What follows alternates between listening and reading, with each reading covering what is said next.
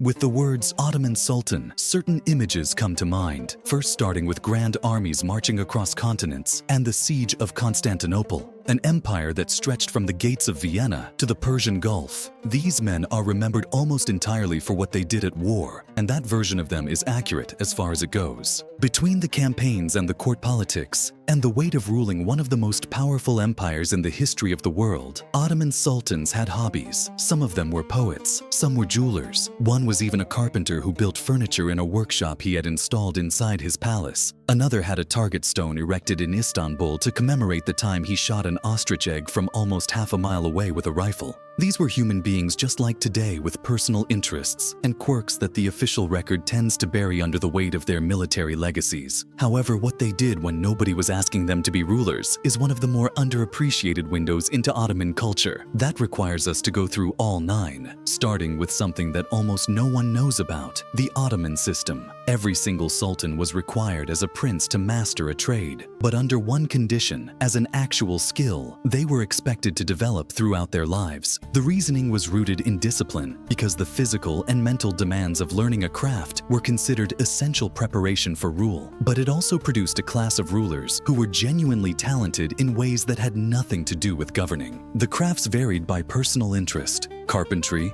jewelry making, calligraphy, musical composition, and bowstring making. One of the earliest sultans, Mehmed I, who ruled from 1413 to 1421, earned the nickname Kirishi, which translates to bowstring maker, because of how seriously he pursued the craft of making bows and bowstrings. He was also an avid hunter, which meant the skills fed directly into each other. Then there's Suleiman the Magnificent, who is a man with a name that tends to appear in sentences about military campaigns and legal reform. He designed and crafted pieces for his wife Hurrem, the woman he loved so openly and devotedly that it caused genuine political scandal at court. Unfortunately, none of those pieces survived to the present day, which is a big loss. The sultan whose work did survive was Abdul Hamid II, who ruled in the late 19th century and was a skilled carpenter by any serious measure. He had a fully equipped carpenter's workshop installed in the Yildiz Palace, where he lived and worked. The pieces he made are still around, but this was not a hobby taken up for appearances. This was a man who made things with his hands and kept making them for as long as he had the chance to. Hunting was the other constant and most deeply embedded traditions in Ottoman culture, rooted in the steppe nomadic origins of the Turkic peoples who founded the empire. For these men, a skilled hunter and horse archer represented power and a kind of masculine ideal that went back generations before the Ottoman Empire existed. Sultans would organize long hunting trips with full retinues, palace officials specifically assigned to hunting, where the royal armorer, the falconer, and the squires would accompany them. Large dedicated hunting grounds were built close to Istanbul, so that shorter trips were possible without the full logistics of a royal expedition. And then there's the cautionary tale at the extreme end of this particular hobby. Mehmed IV, who ruled from 1648 to 1687, loved hunting so much that he earned a historical nickname because of it, hence Mehmed the Hunter. He spent enormous amounts of time in Edirne at the hunting grounds, so much that the city effectively became a second imperial residence for him. The problem wasn't the hunting. The problem was what he wasn't doing while he was hunting. In 1686, Buda Castle in Hungary fell to the Habsburgs, which is a significant military and political loss. Also, the perception that Mehmed was more interested in his next hunt than in the fate of his empire fueled genuine social unrest. He eventually declared publicly that he would give up hunting and turn his attention to state affairs. Whether he fully followed through on that is a whole different story. Sports and physical competition were another fixture of Ottoman Sultan life, and the one that tells you the most about where these men came from culturally is Sirit. Sirit is a traditional Turkic sport played on horseback, involving riders throwing javelin rods. It originated on the steppes of Central Asia and carried into Ottoman culture as both a sport and a military training exercise. For sultans, playing Sirit was a demonstration of skill and physical dominance. After firearms became central to Ottoman warfare, shooting sports took on similar prestige. Sultan Mahmud II from the 19th century was an enthusiastic rifle shooter who commemorated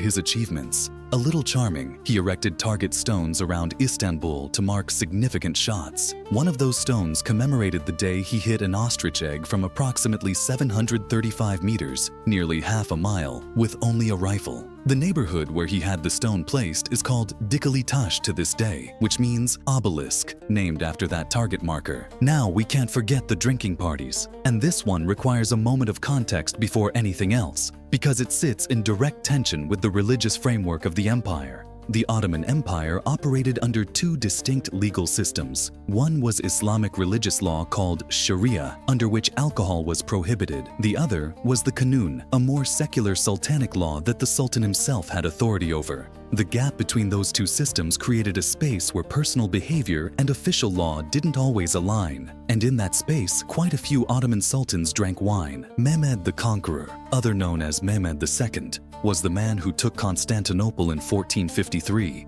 and remembered as one of the greatest military minds in Ottoman history, reportedly enjoyed wine. Bayezid I was more committed to it, but the sultan most associated with this particular pastime was Selim II, whose reputation for alcohol was significant enough that he became known to history as Selim the Sot. He didn't drink privately, since he hosted drinking parties where jesters and dwarves would entertain guests. He also attempted to decriminalize alcohol consumption during his reign, which tells you something about how personally invested he was in the question. The contrast with his father, Suleiman the Magnificent, couldn't be sharper. Suleiman didn't drink at all, and his personal distaste for alcohol made it into his legal codes. Non-Muslims were prohibited from establishing taverns in neighborhoods where Muslims lived. Calligraphy carries a different kind of weight in this list. Not because it's more surprising than the others, but because of what it meant in Ottoman culture specifically. In Islamic tradition, the written word carries deep spiritual significance. Arabic script was considered an elevated art form,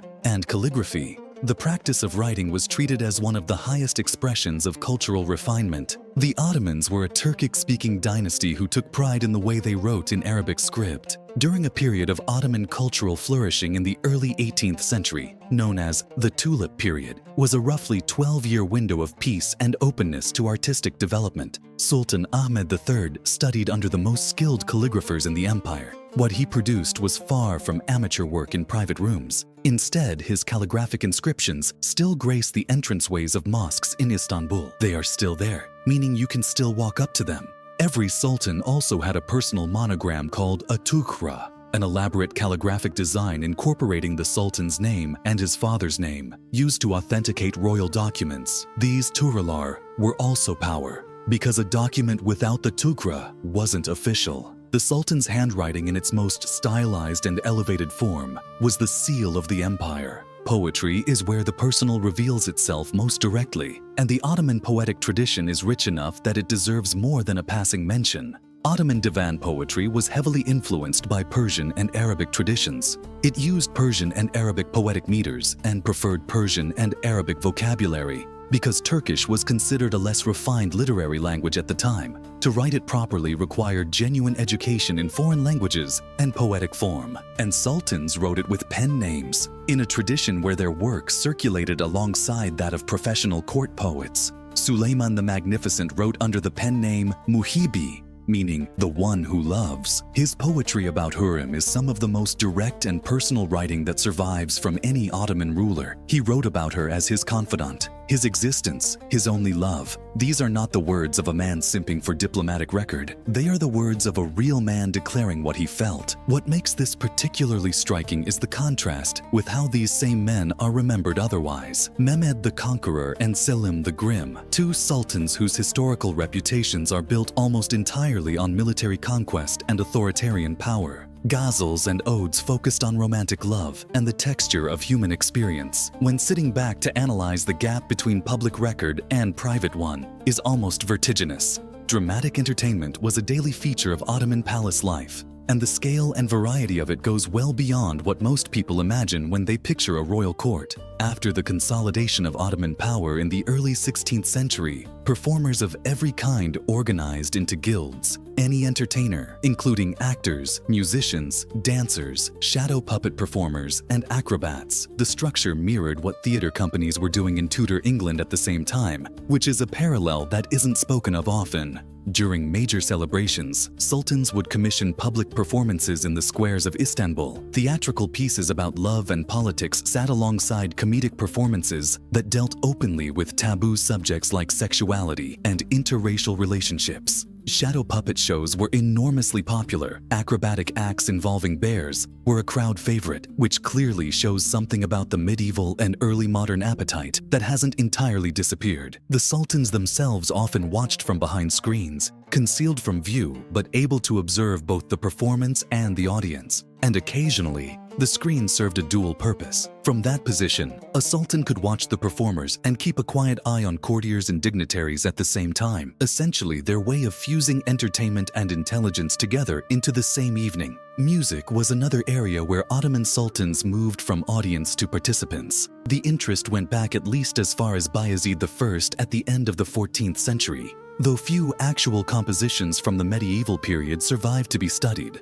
It was only during the Tulip period that musical composition became more formally documented and preserved. What makes the 19th century musical development particularly interesting is the direction it went. Sultans like Mahmud II and Abdulaziz began incorporating Western European musical theory into Ottoman compositions. The result was something genuinely new, a fusion of Western Asian and Western European musical traditions that became popular precisely during the period when the empire was contracting and modernizing simultaneously. It was a sound that belonged to a specific moment in Ottoman history. When the Turkish Republic emerged in 1923, that specific musical tradition faded with the empire that had produced it. And then there are the feasts, which in the Ottoman palace were less a hobby and more an institution, but worth covering because of the specific detail and excess involved. The palace kitchen operated at a scale that's incomparable to today. Every morning it mobilized entirely, with fresh produce arriving from Istanbul's markets, servants and cooks preparing meals, tailored solely to the sultan's personal tastes. Sultans generally ate 2 meals a day, breakfast and a midday meal, from kebabs